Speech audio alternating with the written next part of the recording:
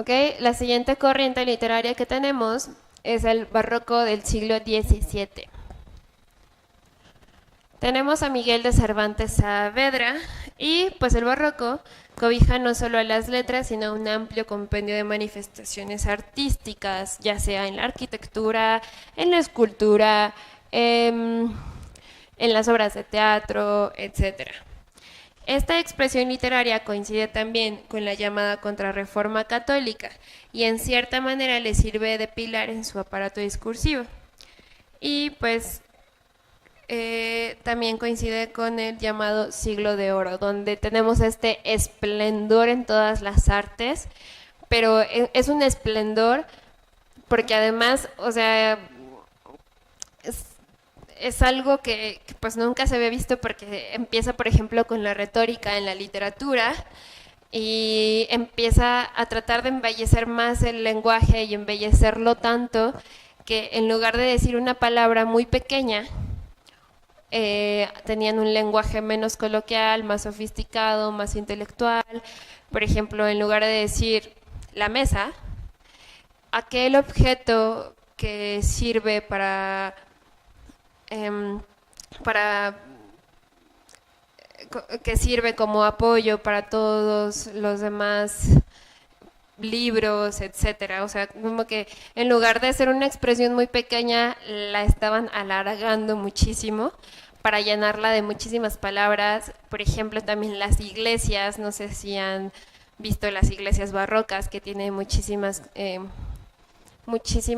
decoraciones en los retablos, en la estructura, etcétera, ¿no? O sea, hay una sobrepoblación, hay una sobrecarga de todos nuestros signos alrededor de los textos, de todas las formas de expresión posibles.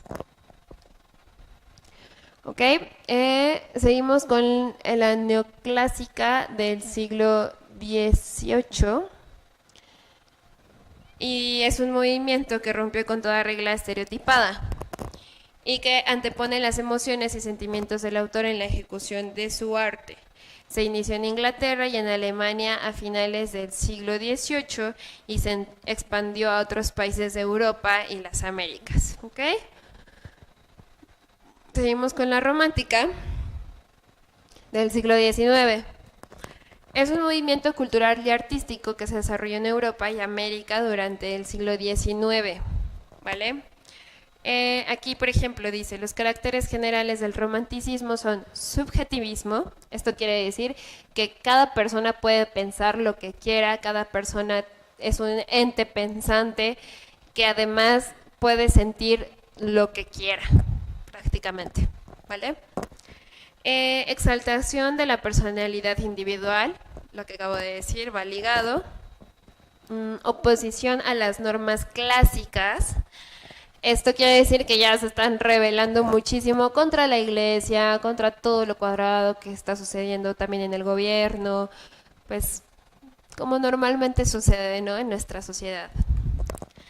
Y la oposición a las normas clásicas, perdón, ya lo había leído, valoración de la Edad Media y de las tradiciones nacionales, ¿ok?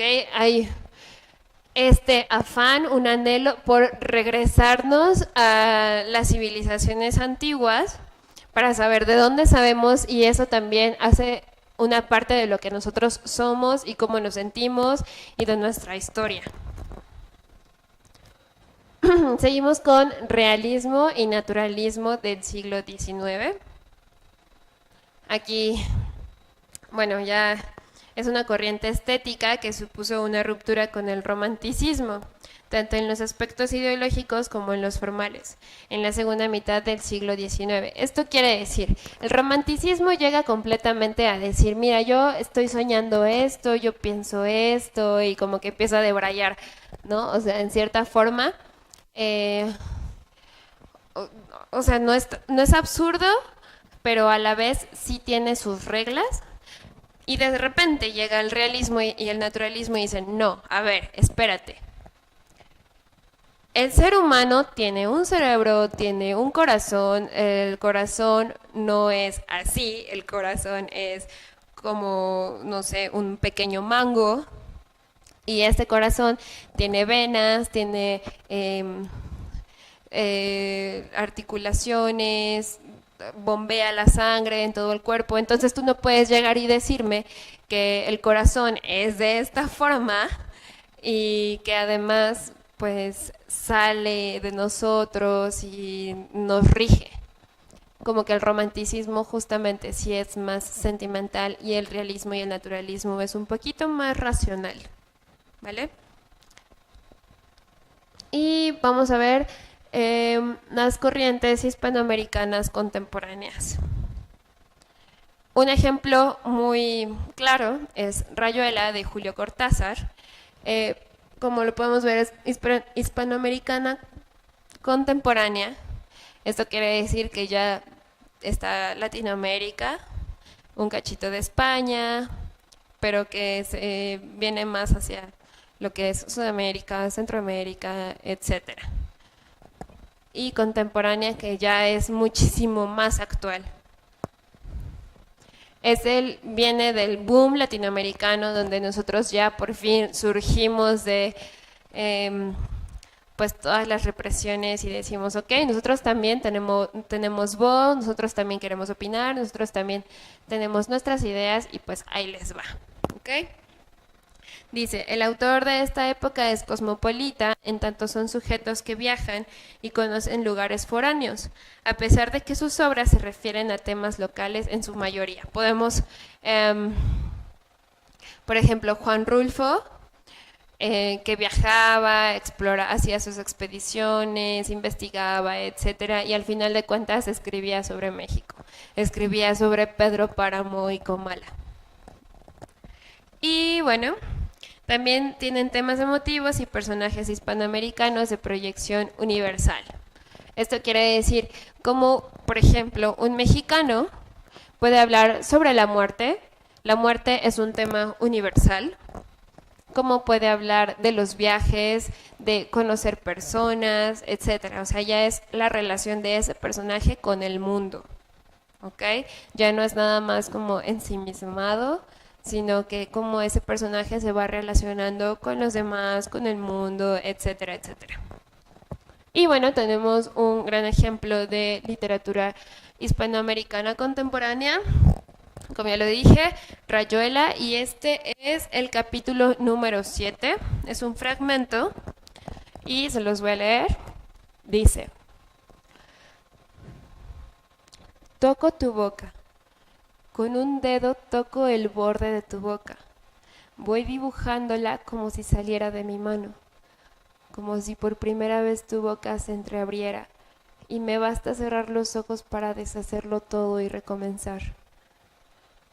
Hago nacer cada vez la boca que deseo, la boca que mi mano elige y te dibuja en la cara una boca elegida entre todas, con soberana libertad elegida por mí para dibujarla con mi mano por tu cara, y que por un azar que no busco comprender coincide exactamente con tu boca que sonríe por debajo de la que mi mano te dibuja.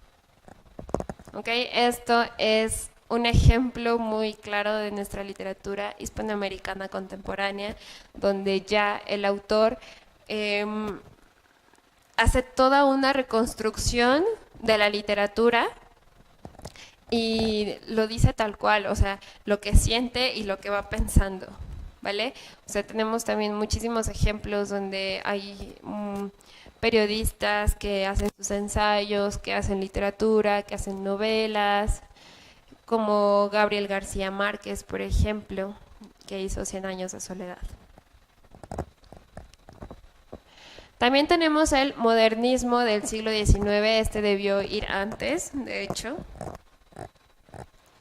Y empezamos a tener todas las vanguardias, todas las corrientes, o sea, sí nació en el siglo XIX, pero es más específico del siglo XX, donde empieza a nacer todos los denominados ismos, el futurismo, el realismo, el dadaísmo, el expresionismo, etcétera. Y bueno, Fue un movimiento que rompió con toda regla estereotipada y que antepone las emociones y sentimientos del autor en la ejecución de su arte.